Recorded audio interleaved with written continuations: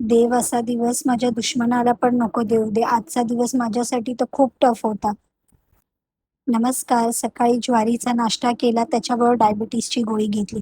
त्रिशवीला रात्रीपासूनच खूप ताप आहे. तिला थंडी भरून ताप येत होता. रात्रीपासून व्हॉमिटिंग होती. त्याच्यामुळे आम्ही परत आलो होतो डॉक्टर आनंद राणेकडे.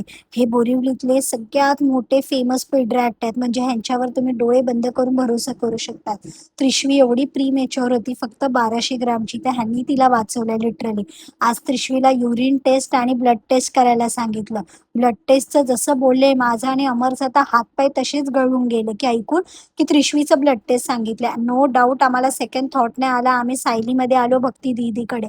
आणि त्रिशवी म्हणजे माझं पिल्लू बघा ना, म्हणजे अजिबात घाबरत नाही रक्त घ्यायला. माझा इथे जीव जात होता रडून अमरचा. पण तिने एवढं ब्रेव्ह गर्ल सारखं वागली, पटापट ब्लड टेस्ट पण घेतला आणि एक एक पण रडली नाही यार.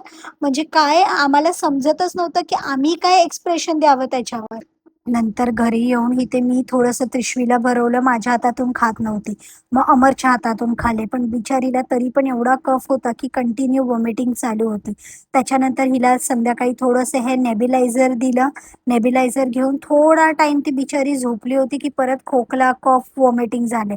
आजचा दिवस तर आमचा त्रिशवी पाठीच गेला. म्हणजे खरं देव काय त्रास असेल आपल्याला देव देत, आपल्या मुलांना नाही. आजचा दिवस आमच्यासाठी खरंच खूप टफ होता. आम्ही लिटरली 5 दिवसापासून घरीच आहे, कामावर पण नाही गेलेलो.